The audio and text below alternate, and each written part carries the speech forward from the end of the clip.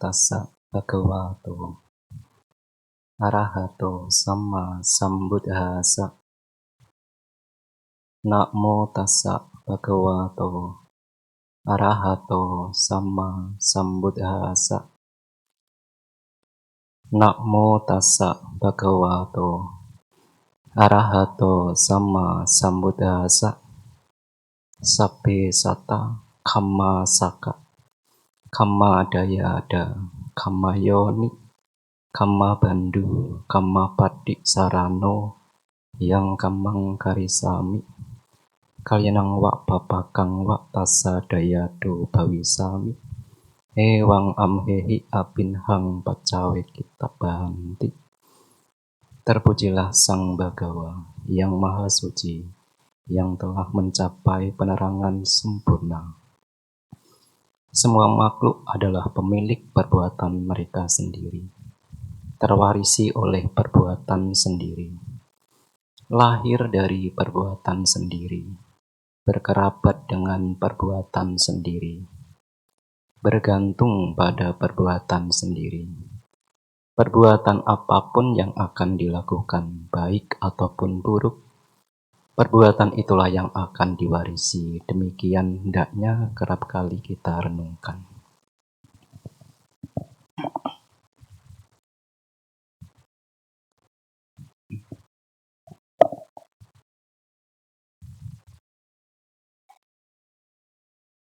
Pengurus Wihara Buddha Sakyamuni yang terhormat,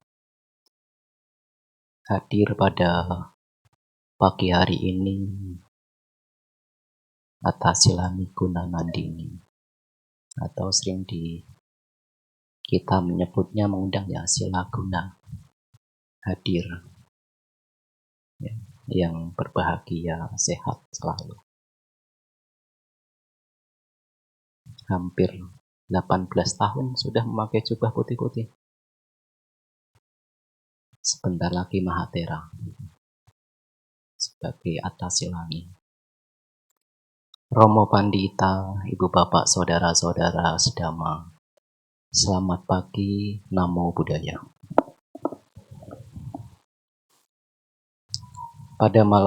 Pada pagi hari ini,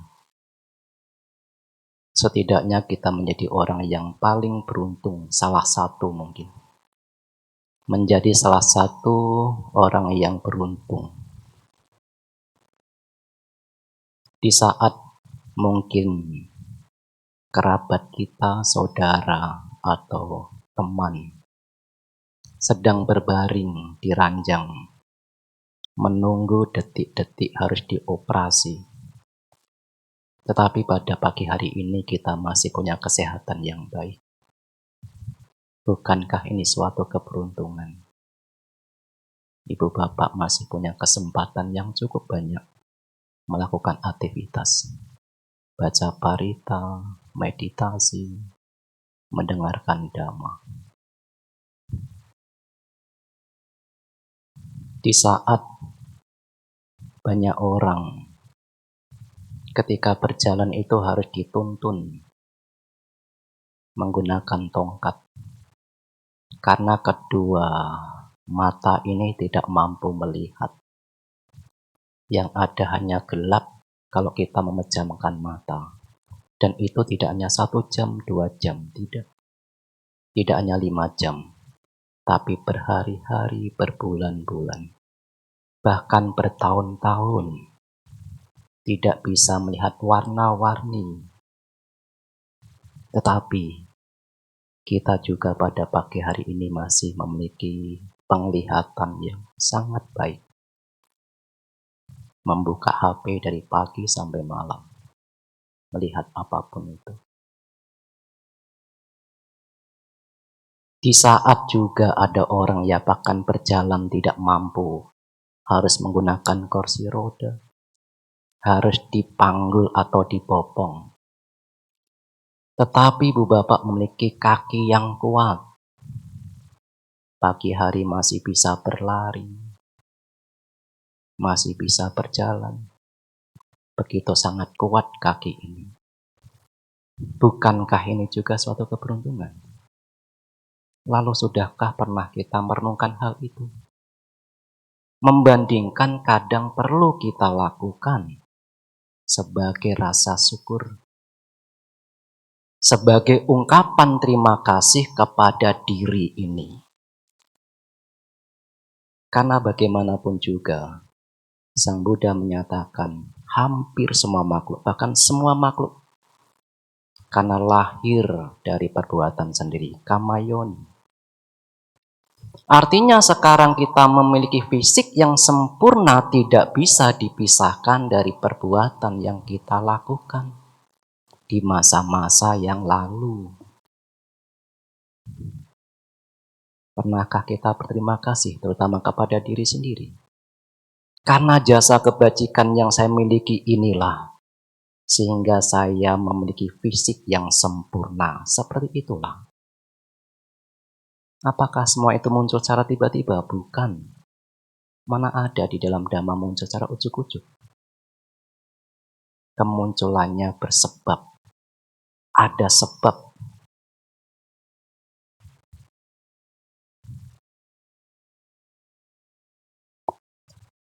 Ibu, bapak, saudara-saudara sedama, saya akan mengawali.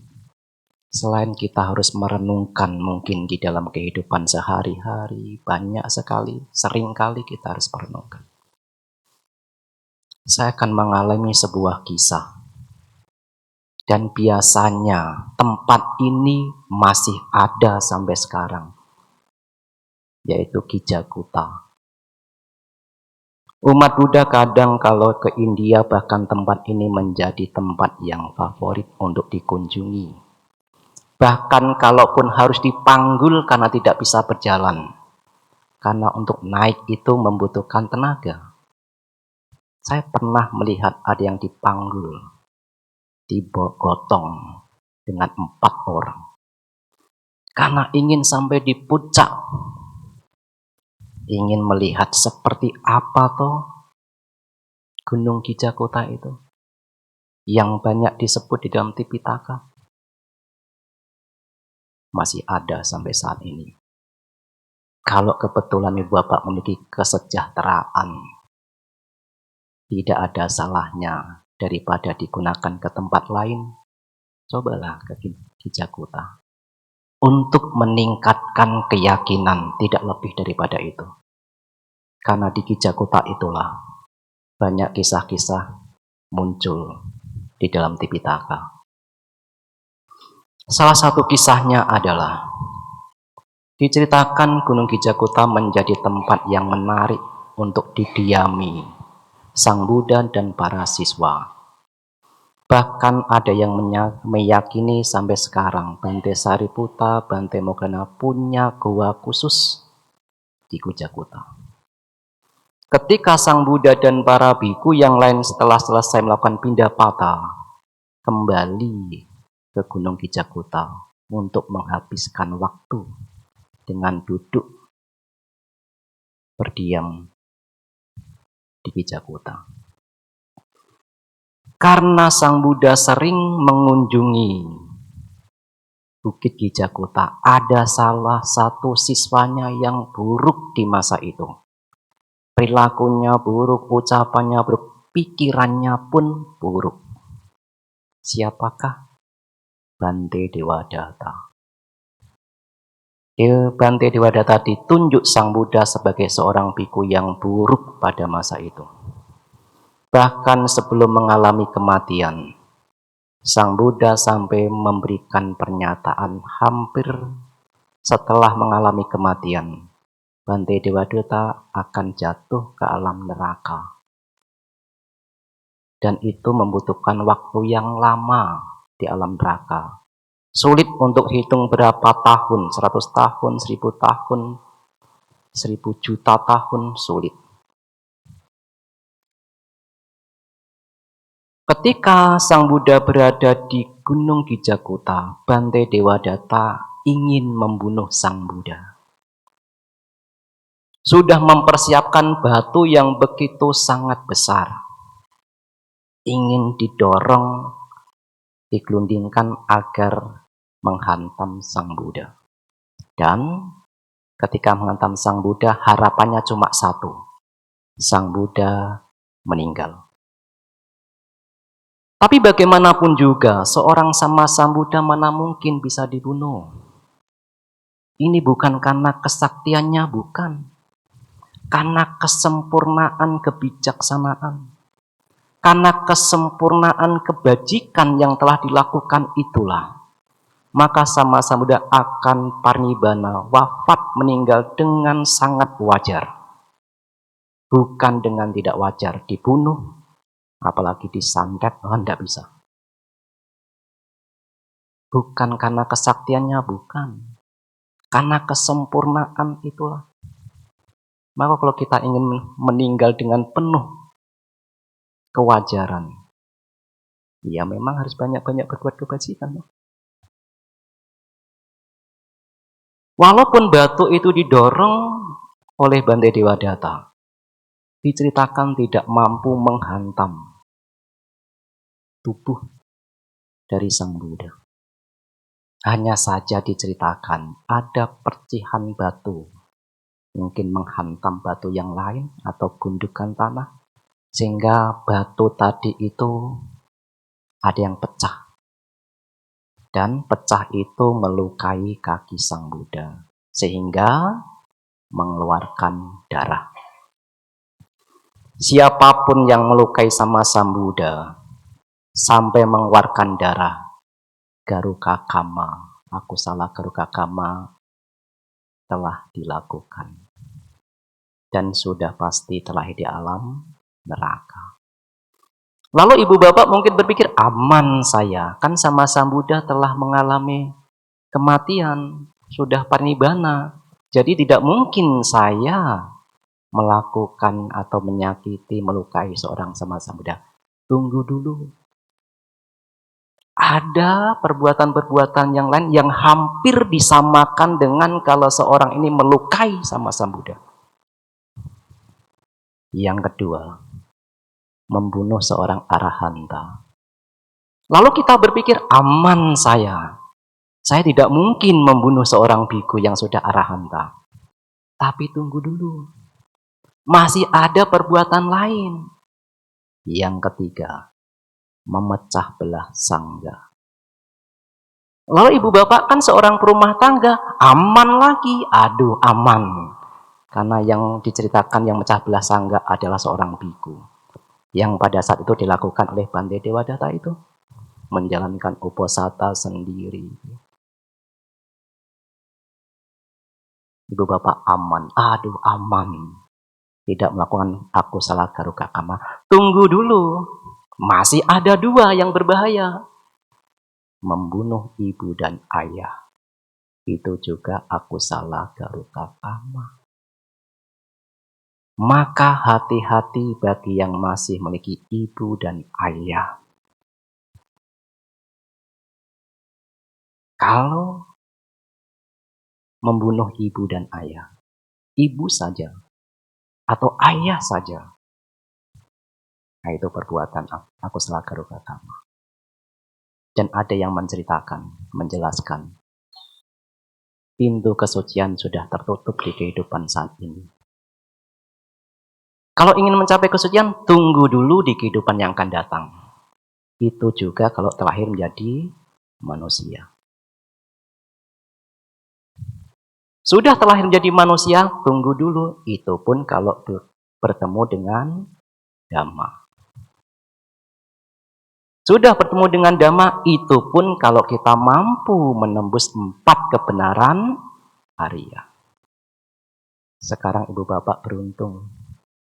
Lahir sebagai manusia, Dhamma masih bisa didengarkan, dan berapa banyak para biku, para bante yang memiliki pengetahuan yang cukup baik, membabarkan 4 kebenaran Arya. Itu yang harus kita kejar.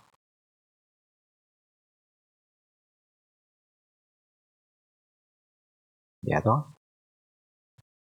Nah, ketika sama Sang Buddha terluka kakinya, sampai mengeluarkan darah, dibawa ke sebuah wihara. tabib pada masa itu yang terkemuka, terampil, Jiwaka namanya, terampil sekali.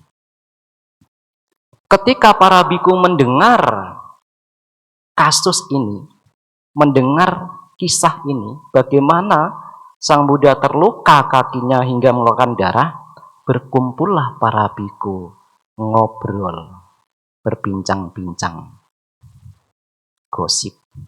Kali ibu bapak gosip, tapi para biku harusnya berbicara tentang dhamma. Para biku ini berkumpul di aula dan bercerita, kok tega Bante Dewadatta ingin membunuh sama Sang Buddha, Guru Agung kita. Tidak habis pikir. Sang Buddha yang mendengar dari luar, para biku ini bercerita, berdiskusi, lantas masuk ke dalam aula. Ketika Sang Buddha masuk ke dalam dhammasala, semuanya senyap, ibu bapak. Para biku senyap, sepi. Geser badan saja tidak berani, apalagi batuk, apalagi pegang HP. Senyap, sepi. Ketika sama Sang Buddha Guru Agung kita itu duduk di tempat yang sesuai, sudah ditempatkan di tempat yang sesuai, duduk dengan diam. Setelah itu bertanya, oh para biku, apa yang sedang Anda ceritakan? Sehingga berdiam ketika saya masuk. Ada seorang biku yang lantas berkata, oh Sang Bagawa, saya berdiskusi, saya bercerita, berbincang-bincang, kok tega? Kok tega Bante Dewadatta sampai ingin membunuh guru Sang Buddha? Apa jawabannya Sang Buddha? Menarik sekali, Ibu Bapak. Para biku, tidak hanya di kehidupan saat ini, Dewadatta ingin membunuh saya dengan batu. Tetapi di salah satu kehidupan masa lampau pun, Bante Dewadatta pernah ingin membunuh saya dengan batu.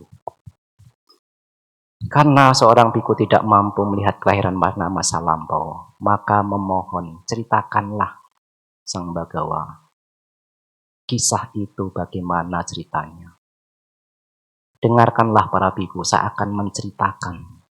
Salah satu kehidupan ketika saya menjadi seorang bodhisatta, dan Bante Dewadatta ingin membunuh saya dengan batu.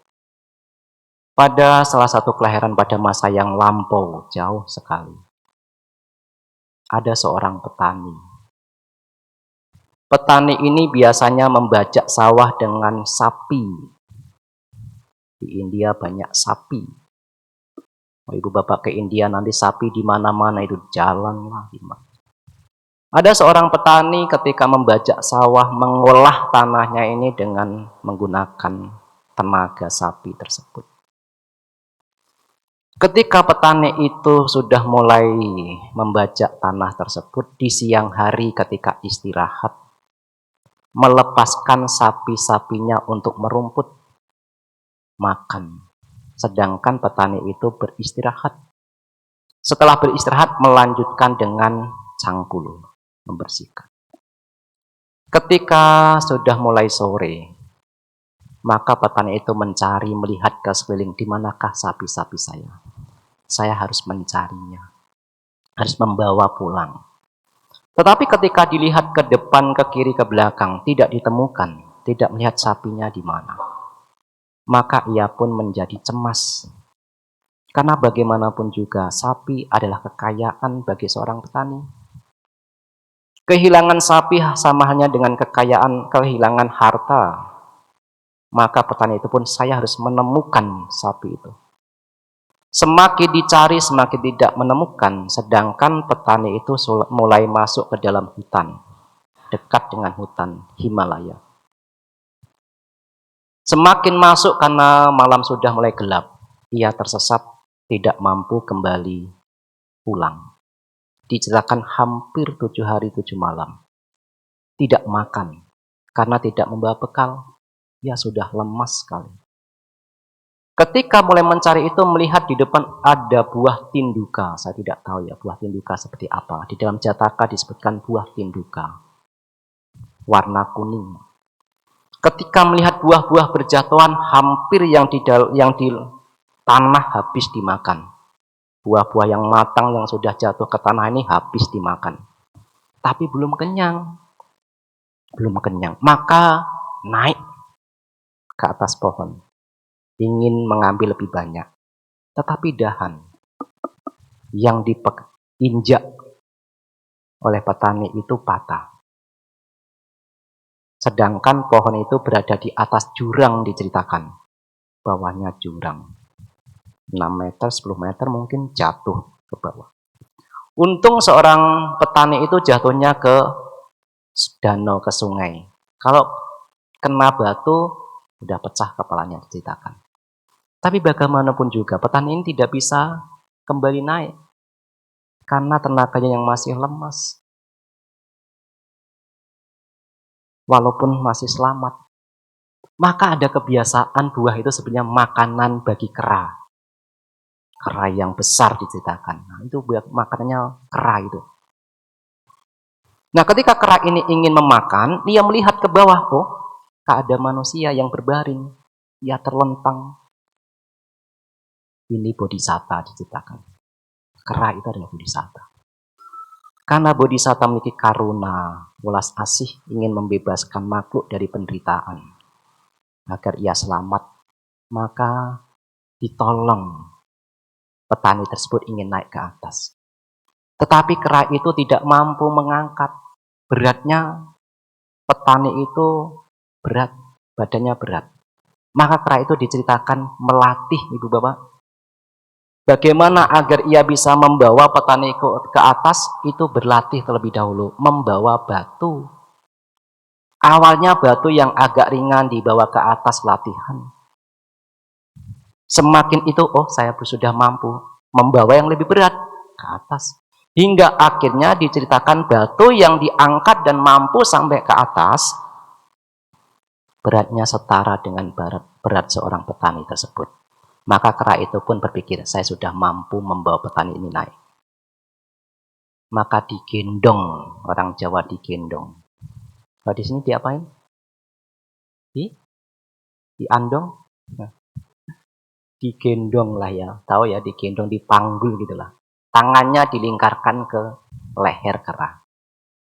Sedikit demi sedikit naik sampai ke puncak. Mampu membawa sampai di puncak. Tetapi karena berat, maka kera itu merasa lemas. Nah, pikirannya, sekarang saya mau istirahat di samping petani lah. Saya sudah menolong petani itu naik ke atas. Maka sekarang giliran gantian. Petani itu yang menjaga saya. Pikirannya seperti itu. Karena kalau kera ini lalai, hanya tidur sembarangan, nanti ada macan, ada harimau, makanan lezat. Maka pikirannya adalah, oh ya sudah, ini ada petani, ini gantian. Saya tak istirahat di sampingnya. Petani ini yang menjaga, timbal balik. Tetapi masalahnya adalah, pikiran petani itu buruk, jahat. Yang ada di dalam pikiran ketika melihat kera sedang tertidur, daging kera ini lezat. Lezatnya daging kera ini seperti lezatnya daging rusa. Kalau saya membunuh dan memakan dagingnya, tenaga saya menjadi kuat.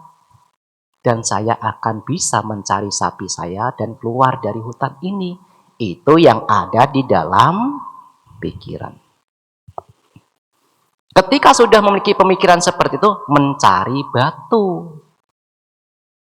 Cari batu, mendapatkan batu itu dilempar ke arah kepala dari kera tersebut.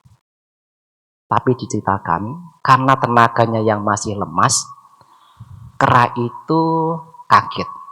Tidak sampai terbunuh, tapi sudah luka kepalanya. Mengeluarkan darah, hantaman dengan batu tersebut. Karena kera itu kaget, loncat ke atas. Dari atas diceritakan memandangi petani tersebut. Mungkin dengan air mata yang sudah mulai keluar sedikit. Aduh, kok bisa orang yang sudah ditolong, orang yang sudah dikeluarkan dari malapetaka kematian, tapi kok ingin balasannya adalah keburukan, kejahatan. Seolah-olah tidak percaya, Ibu Bapak. Bagaimana mungkin orang yang sudah ditolong, orang yang sudah dikeluarkan dari mara bahaya, sudah dikeluarkan dari kematian bahkan, tapi justru balasannya begitu sangat pahit. Begitulah dia masyarakat, akhirnya muncul air susu dibalas air tuba. Perbuatan yang begitu sangat manis, perbuatan yang begitu sangat indah, menolong dari maut, tapi dibalas dengan kekejian. Itulah akhirnya ada ungkapan di masyarakat, air susu dibalas air tuba.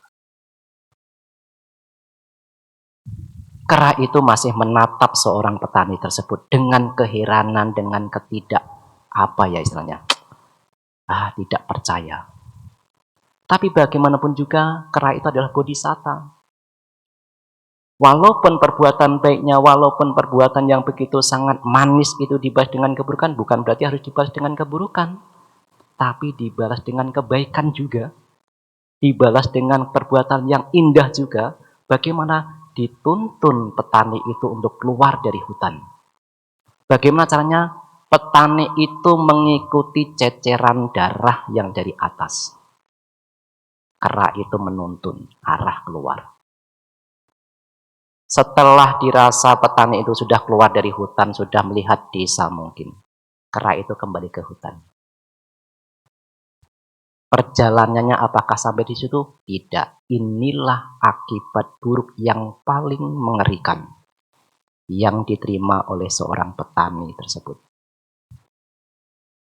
Akibat dari perbuatan buruk yang dilakukan. Diceritakan suatu ketika mulai keluar dari hutan, ingin membasuh, ingin membersihkan badannya dengan air. Tiba-tiba di seluruh tubuhnya muncul bintik-bintik kecil, warna merah pertama, kecil. Tapi lama-lama menjadi besar dan memecah. Hingga ketika berada di daerah, ia diusir orang-orang. Kamu pergi, baunya tidak sedap. Busuk, diusir. Dia terlunta-lunta, Ibu Bapak. Orang-orang pada takut. Hingga suatu ketika karena diusir oleh warga desa, ia memutuskan untuk kembali ke hutan, dan hutan itu milik seorang raja. Ketika raja sedang bersenang-senang, singkat saja saya cerita, nanti untuk lengkapnya Ibu Bapak baca di Jataka, Mahakapi Jataka sepertinya. Raja itu melihat ketika ke hutan untuk bersenang-senang dengan para dayang-dayang putri mungkin, dengan permaisuri mungkin.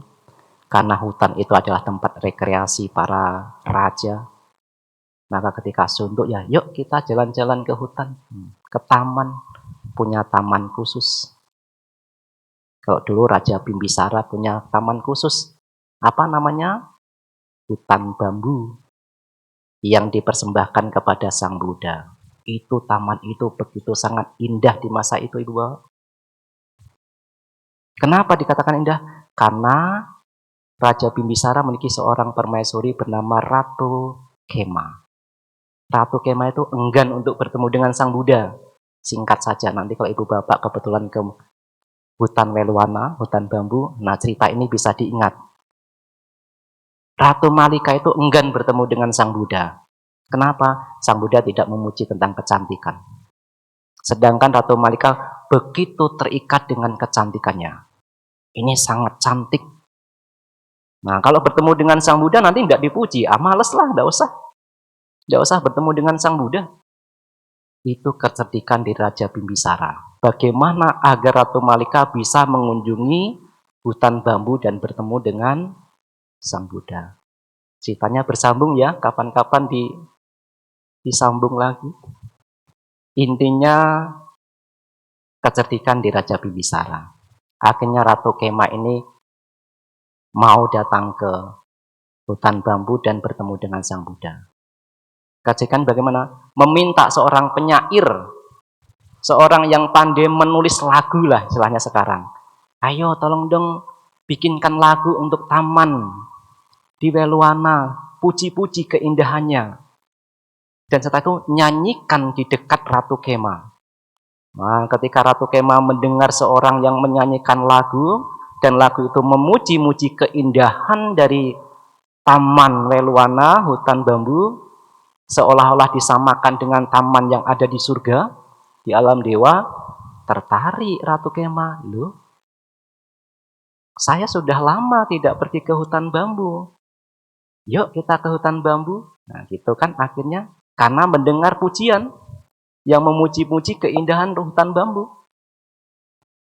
Tapi perginya ketika Sang Buddha sedang pindah patah di pagi hari. Ratu Kema datang ke hutan bambu tapi di pagi hari agar tidak bertemu dengan Sang Buddha.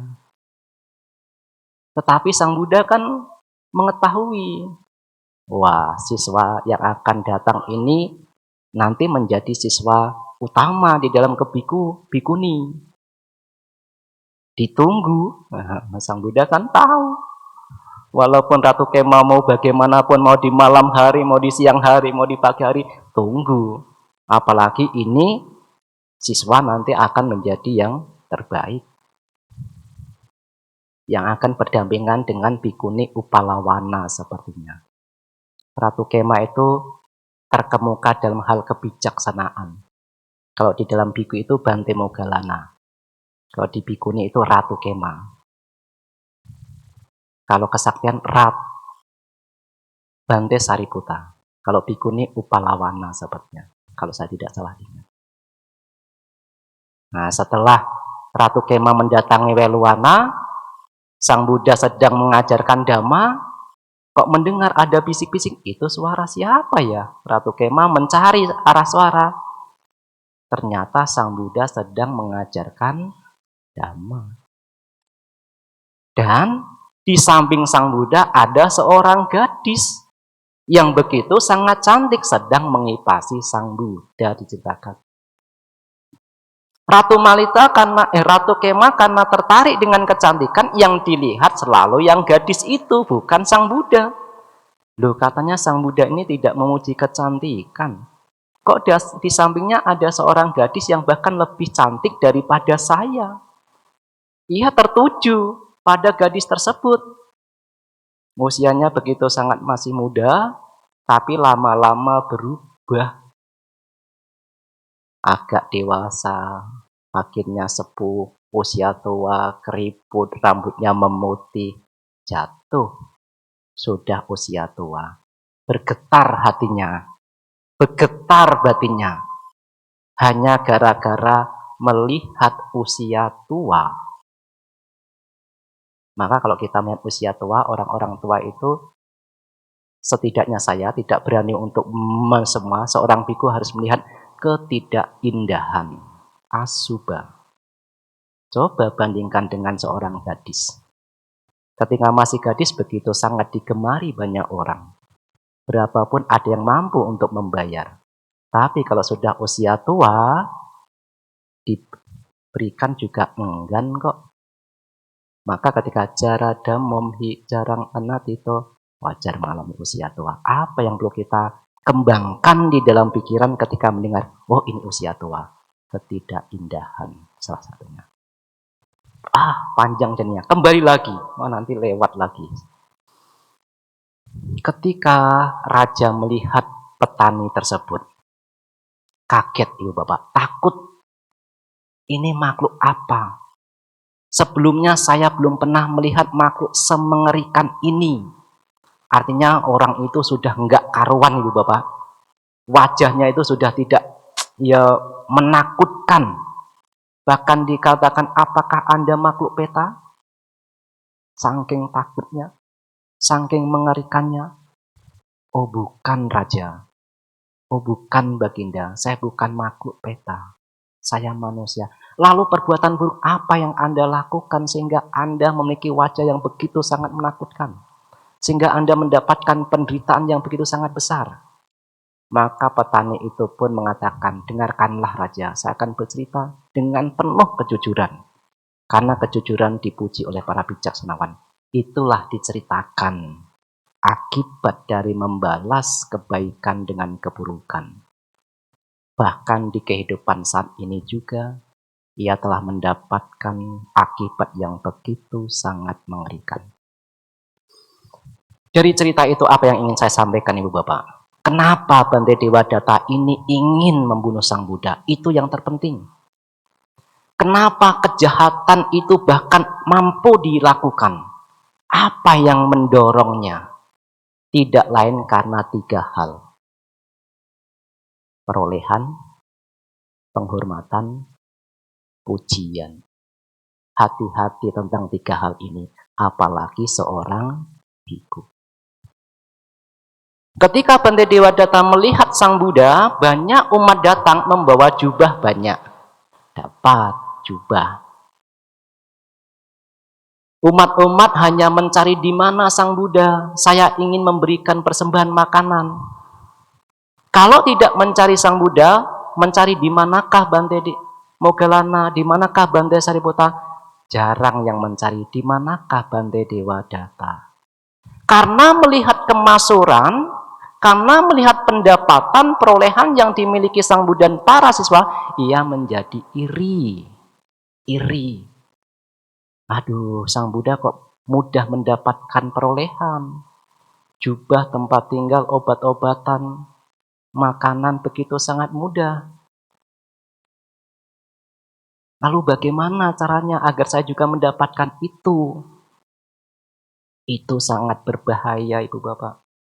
Perolehan itu begitu sangat berbahaya. Bahkan Sang Buddha juga mewanti-wanti kalau seorang biku ini batinnya belum siap, biarkanlah dia tidak mendapatkan perolehan yang begitu sangat mudah. Karena Sang Buddha mampu melingkupi pikiran para biku. Ada seorang biku yang awalnya bahkan berbohong dengan ibunya saja tidak mampu. Bahkan berbohong dengan ayahnya saja takut. Saudaranya takut. Ketika perolehan ini sudah datang, bahkan dia mampu melakukan di luar daripada itu semua. Karena perolehan. Hati-hati.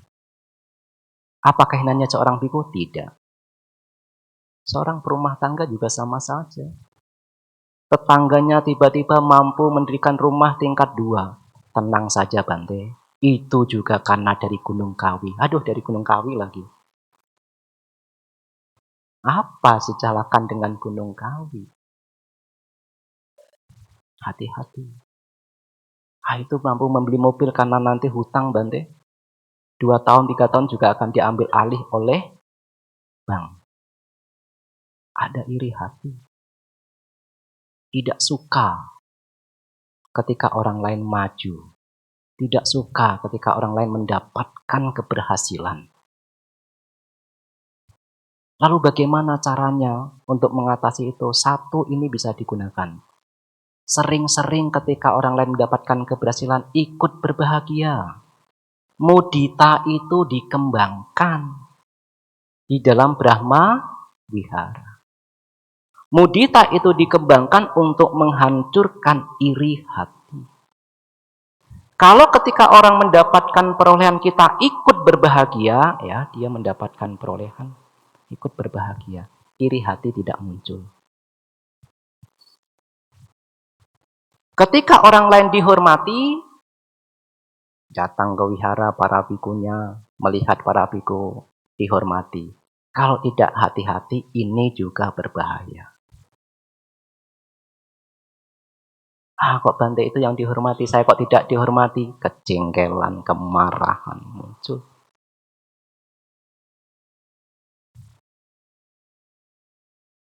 Dipuji juga sama. Kok hanya orang itu yang dipuji, saya kok tidak dipuji? Iri hati atas pujian yang diterima orang lain. Itu berbahaya. Iri hati atas penghormatan yang diterima pihak lain. Ini juga berbahaya. Perolehan yang diterima pihak lain dan kita punya iri hati, ini juga berbahaya. Di awal-awal mungkin sebelum mudita dikembangkan, renungkanlah tentang hukum karma. Semua ini kan karena perbuatan yang dilakukan, sehingga ia mendapatkan perolehan, sehingga ia mudah mendapatkan pujian, sehingga ia mendapatkan penghormatan, tidak lain karena apa yang dibicarakan dan apa yang dilakukan melalui perilaku jasmani. Itu yang bisa dilihat. Setidaknya itu. Karena kan kita belum mampu membaca pikiran orang lain toh? Atau ibu bapak ada yang sudah mampu membaca pikiran orang lain? Karena kita belum mampu membaca pikiran orang lain, maka yang paling mudah untuk dilihat adalah bagaimana ucapannya, bagaimana perilaku jasmaninya. Karena ucapannya baik, perilaku jasmaninya baik, maka ia mudah mendapatkan semua itu. Maka dulu ketika saya menjadi samanera di Mendut, Bante Joti juga mewanti-wanti, jubah boleh sama loh ya. Potongan rambut juga boleh sama, gundul. Tapi kalau masalah perolehan penghormatan pujian berbeda-beda. Anda jangan iri kepada perolehan penghormatan dan pujian yang diterima dari pihak lain.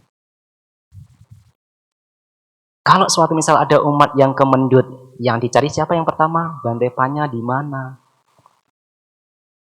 Tidak ada yang mencari Bante Tidak Cito di mana ya? Wah, jarang sekali. Kalau saya punya iri hati, kalau muncul iri hati yang besar yang mampu saya lakukan, mungkin udahlah Bante Panya pergi saja dari Mendut, biar saya di sini kan saya dicari terus nanti. Itu bahayanya. Kalau suatu misal kita berkunjung ke wihara sebagai seorang biku, karena seorang biku dipanggil kemana-mana, melihat bahwa di wihara itu begitu sangat mudah mendapatkan makanan. Lalu ada para biku yang datang, karena punya iri hati, punya kemekatan. Wah, kok setiap Bante ini datang, yang dana kok banyak. Kalau Bante ini tidak datang, kok yang dana sedikit. Kalau gitu Bante ini tidak usah diundang lah, nanti semuanya malah berdana kepada dia.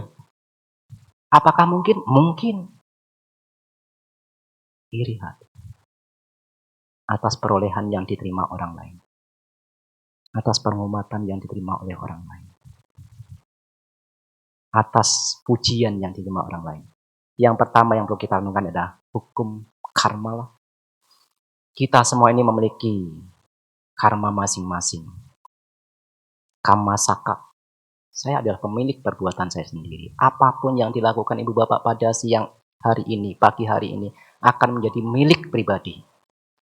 Ibu bapak menjaga pikiran dengan penuh kebaikan, itu pun akan menjadi milik sendiri. Lalu ketika kita sudah melakukan hal-hal bajik itu, pikiran baik, ucapan baik, perilaku jasmani baik, maka Sang Buddha melanjutkan kama dayada. Akan mewarisi apa yang telah menjadi milik kita tadi itu. Warisnya apa? Dalam bentuk kebahagiaan. Kalau pikirannya bajik, ucapannya bajik, perilaku jasmani bajik, maka warisannya dalam bentuk kebahagiaan. Warisan. Tetapi tidak sampai di situ, Sang Buddha melanjutkan yang ketiga, kama yoni. Karena pikiran dengan penuh kebahagiaan ketika mengalami kematian, maka lahirnya pun di alam bahagia. Lahir sesuai dengan perbuatan. Mampu tidak kita ketika mengalami kematian, kita mampu menjaga pikiran kita? Karena kekecewaan, ketakutan, kecemasan itu tidak dipuji oleh Sang Buddha ketika mengalami kematian. Agar kita mampu ketika detik-detik mengalami kematian, ya kita mulai sekarang sudah berlatih toh. Kan tidak mungkin tiba-tiba muncul kebahagiaan. Karena semua butuh latihan. Lalu bagaimana Bante agar bisa mempertahankan kebahagiaan? Setidaknya ingat kebajikan yang pernah dilakukan. Loh katanya kalau sudah melakukan kebajikan sudah dilupakan Bante. Karena kita belum sampai segitu. Untuk meningkatkan semangat, untuk meningkatkan keluhuran batin, boleh saja kita mengingat, oh dulu saya melakukan kebajikan dengan berdana, setelah itu saya ada kedamaian. Saya melakukan lagi lah. Tidak semua hal harus dilupakan begitu saja. Kalau hal-hal itu justru mampu membuat diri kita menjadi lebih baik, patut untuk dilakukan lagi. Tapi kalau hal-hal itu justru kalau diingat menjadi murung, menjadi sedih, iri hati muncul, kebencian muncul, nah ini boleh mulai dihilangkan. Apa yang bisa menimbulkan kebencian? Ingat kepada orang-orang yang kita tidak suka. Nah itu kalau kita ingat, kebencian kita akan semakin bertambah. Itu makanan dari kebencian. Makanan dari kebencian adalah mengingat hal-hal buruk yang dilakukan orang lain. Kita hanya tertuju dengan hal yang kita anggap buruk yang dilakukan orang lain. Dan itu adalah makanan bagi kebencian. Karena kita akan selalu tidak suka. Tetapi makanan bagi cinta kasih adalah mengingat hal-hal baik yang dimiliki orang lain. Ucapannya baik loh, walaupun perilakunya kurang baik. Ada rasa cinta kasih muncul. Ada rasa sayang. Walaupun ucapannya kadang kasar, tapi perilaku jasmaninya baik loh. Ada kebahagiaan. Ada kejengkelannya pun redam. Dan yang muncul ada rasa menghargai. Selama kita mengingat hal-hal buruk, hanya melihat hal buruk dari orang itu, kebencian tidak akan pernah berakhir. Seorang suami yang hanya melihat hal buruk istrinya, cekcok lagi, cekcok lagi. Seorang istri yang hanya melihat keburukan suaminya, cekcok lagi, cekcok lagi. Suami istri melihat kebaikannya, harmonis, bahagia. Walaupun suami saya kadang bangunnya telat, tapi bekerja keras, bahagia. Istri saya walaupun kadang tidurnya agak lambat, tapi pagi-pagi sudah menyiapkan makanan, bahagia. Lihat orang dari kebaikannya. Maka kita akan bisa mengatasi kejengkelan, kemarahan. Karma itu harus direnungkan untuk mengatasi iri hati. Semua orang memiliki karma masing-masing. Dia maju memiliki rumah, dia maju memiliki mobil karena usahanya, karena perbuatannya. Maka tidak pantas rasanya saya iri kepada kesejahteraan orang lain. Saya adalah pemilik perbuatan saya sendiri. Terwarisi apa yang telah saya lakukan, perbuatan saya sendiri. Lahir sesuai perbuatan sendiri. Berkerabat dengan perbuatan sendiri. Kerabat yang paling sejati adalah perbuatan. Sang Buddha mengibaratkan seperti bayang-bayang yang tidak pernah meninggalkan bendanya. Di dalam Dhammapada, bahkan 423 syair dalam Dhammapada, menariknya Sang Buddha mengawali dengan pikiran, ucapan, dan perilaku jasmani. Buruk yang pertama, dan yang kedua adalah pikiran, ucapan, dan perilaku jasmani yang baik. Kalau ucapan murni, perilaku jasmani murni, dan pikiran murni, maka kebahagiaan akan mengikutinya kemanapun. Seperti bayang-bayang tidak akan pernah meninggalkan bendanya. Dan bayang-bayang itu tidak membebani kita, Ibu Bapak. Ia tidak bisa diminta, kamu tinggal saja di rumah, saya mau pergi ke wihara, tidak mau. Tapi ia tidak membebani, itulah kebaikan. Itulah kebajikan. Jika kita lakukan tidak akan membebani kita. Bahkan kadang kita lupa terhadap kebajikan itu. Begitu juga kadang kita lupa terhadap bayang-bayang kita. Kerabat sejati adalah perbuatan. Dan bergantung. Ya, kita bahagia, kita sedih, kita untung, kita rugi, kita maju, kita dicela, dipuji. Ya karena perbuatan. Kita bergantunglah. Kalau ingin dipuji, ucapan kita dijaga, perilaku jasmani kita dijaga, dipuji. Bergantung. Kalau kita ingin dicela, Bante, saya sudah bosan dipuji, saya ingin dicela. Ya sudahlah, pukul saja orang itu. Curi saja miliknya orang itu. Ganggu saja pasangan hidup orang lain. Anda akan dicela kok di masyarakat. Ini ya suka mengganggu pasangan hidup orang lain. Ini ya suka mencuri milik orang lain. Ini ya suka membunuh. Anda dicela. Semua bergantung dari apa yang kita lakukan. Karma direnungkan. Baru yang kedua, sesering mungkin kita melatih mudita. Ikut bahagia atas keberhasilan orang lain. Apakah ini mudah? Ini sulit. Kenapa? Karena ini berhubungan dengan ego. Kebanyakan dari kita tidak ingin orang lain lebih maju daripada kita. Iya toh? Saya tidak ingin dilampaui oleh dia. Dia dipuji, saya harus lebih dipuji misalnya. Dia dihormati, saya harus lebih dihormati. Dia mendapatkan perolehan, saya harus mendapatkan lebih. Ego sudah berperan di sini. Itulah mudita. Sulitnya ditempatkan Sang Buddha di nomor 3. Ibu bapak mengucapkan semoga semua makhluk berbahagia begitu sangat mudah. Karena tidak ada ego di situ. Semoga kucing ini bahagia ya. Semoga Anda sehat ya. Karena dia tidak melampaui kita. Semoga Anda cepat mendapatkan mobil, rumah. Semoga Anda jaya. Mudah. Meta dikembangkan. Yang kedua, karuna. Kalau sudah punya meta, biasanya karuna ini berkembang. Membantu orang yang lagi kesusahan. Membantu orang yang lagi membutuhkan. Ini juga kadang tidak bersinggungan dengan ego.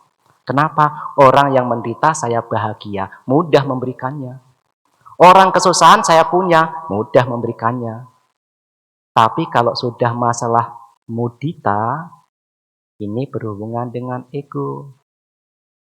Kok saya, mana mungkin saya bisa berharap agar dia lebih kaya daripada saya, Bante?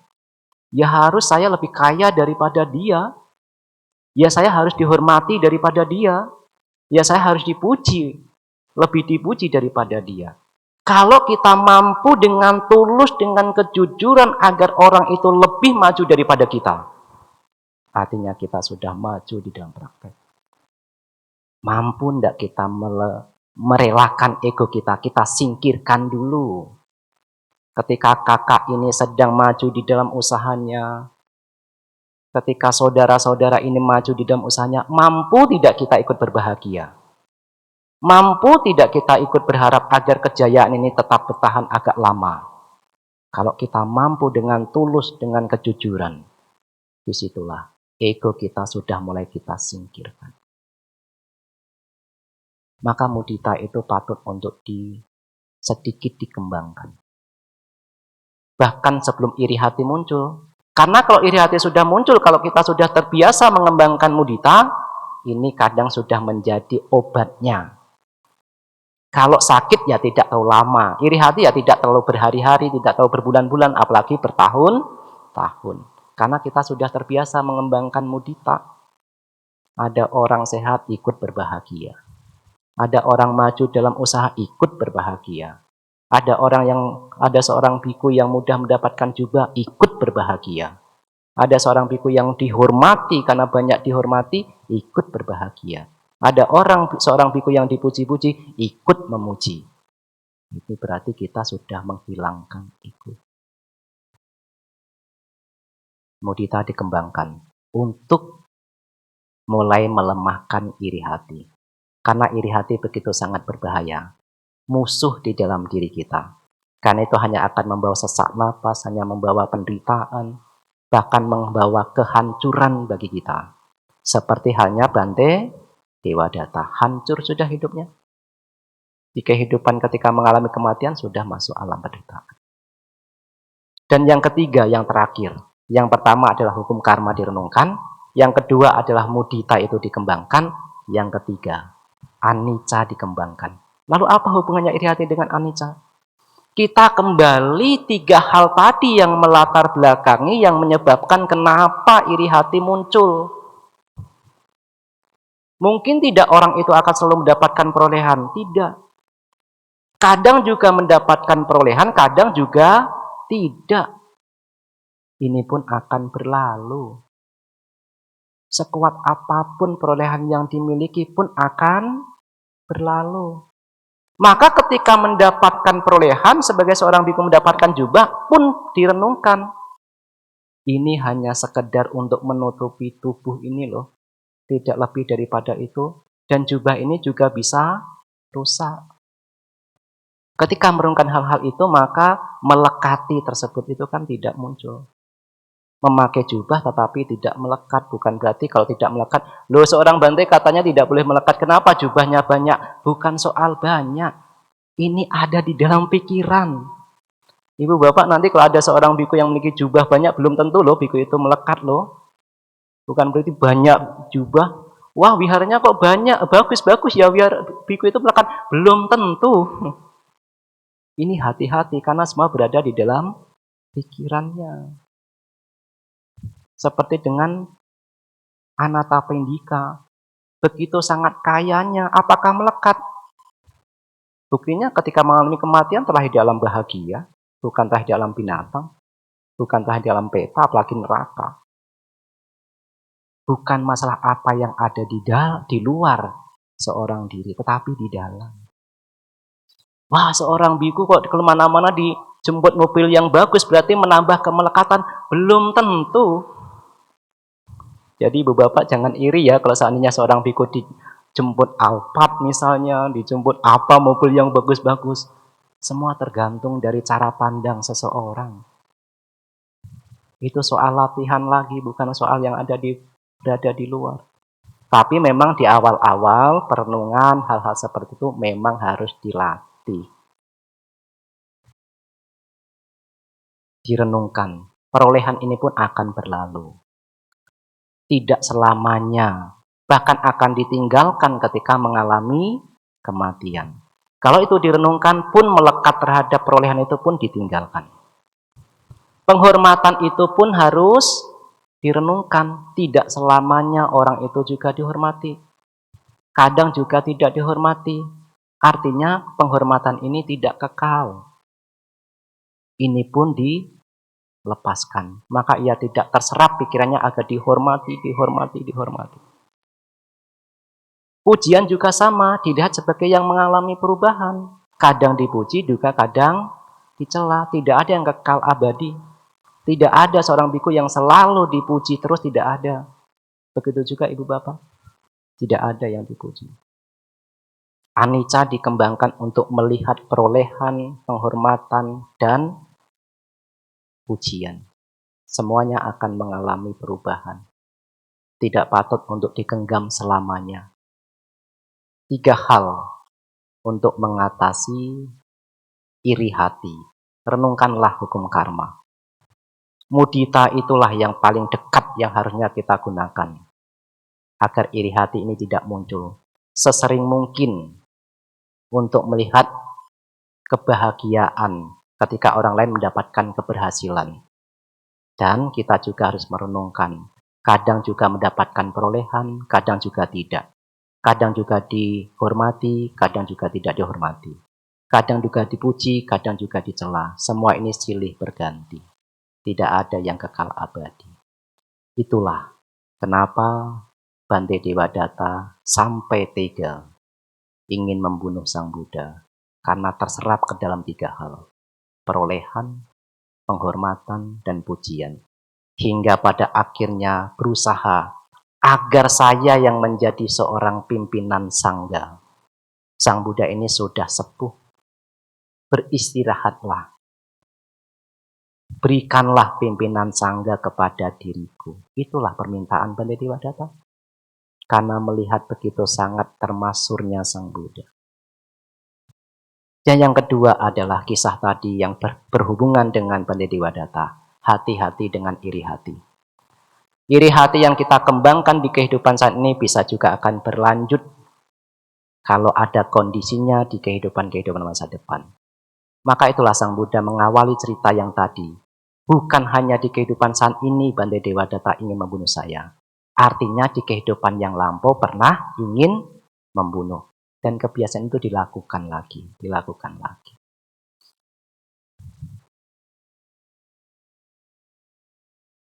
Dan pesan yang terakhir. Kita berusaha untuk berlatih. Kalau kita mendapatkan kebaikan, mendapatkan pertolongan, sudah dibantu orang lain. Kalau belum mampu membalas dengan hal sama, setidaknya milikilah ungkapan terima kasih. Ketika memiliki ungkapan terima kasih, setidaknya melakukan hal buruk itu sudah terhindari. Karena ada ungkapan terima kasih. Apalagi kepada ibu dan ayah. Ibu dan ayah adalah orang yang paling berjasa di dalam hidup kita. Ibu dan ayah adalah orang yang sudah banyak membantu kita. Ketika kita lahir, ketika kita berjalan mulai, ketika kita sakit, ketika kita kedinginan. Ibu dan ayah selalu hadir di sana untuk membebaskan anaknya dari berbagai macam kesulitan. Artinya ibu dan ayah menjadi orang yang sangat membantu di dalam kehidupan kita. Kalau kita belum mampu membalas jasanya, setidaknya menghormati adalah dengan cara menjaga tutur kata, menjaga perilaku jasmani, dan kalau mampu menganjurkan melakukan hal-hal bajik, mengajak melakukan hal-hal bajik. Itu sebagai jasa yang terbaik. Kenapa melakukan hal kebajikan, mengajak melakukan hal bajik, jasa yang terbaik? Karena jasa kebajikan bisa membawa kebahagiaan di dua kehidupan. Di kehidupan saat ini juga kehidupan yang akan datang. Kalau seorang anak memberikan kekayaan, itu hanya memberikan kebahagiaan di kehidupan saat ini. Mungkin dia mudah makan, dia mudah mendapatkan rumah, ada bahagia. Tapi kebahagiaannya ada di kehidupan saat ini. Tapi kalau seorang ibu ayah dianjurkan untuk melakukan hal-hal bajik, berdana, praktek sila, bawana, dan juga pengembangan meta misalnya. Kebajikan itu bisa memunculkan kebahagiaan di dua kehidupan. Kehidupan saat ini, kehidupan yang akan datang. Itulah kenapa kita dianjurkan untuk membalas jasa ibu dan ayah dengan 4 hal. Sada, sila, caga, dan panya. Karena 4 hal inilah yang membawa kebahagiaan di kehidupan saat ini dan kehidupan yang akan datang. Tentu memberikan kekayaan, dengan memberikan rumah misalnya, itu sangat baik. Memberikan makanan sangat baik, tetapi jangan hanya soal itu. 4 hal juga diberikan, sada, sila, caga, dan panya. Inilah yang bisa saya sampaikan pada pagi hari ini. Semoga kita terhindar, mampu mengatasi iri hati dengan cara mengembangkan mudita. Semoga kita tidak mengabaikan kebaikan-kebaikan yang telah kita terima dari pihak lain. Semoga kita mampu membalasnya. Dan semoga semua orang yang telah berjasa, ibu mungkin, ayah mungkin yang telah mengalami kematian, semoga juga turut mendapatkan jasa kebajikan yang telah kita lakukan pada pagi hari ini. Semoga mereka berbahagia dan terakhir dalam bahagia. Semoga semua makhluk berbahagia.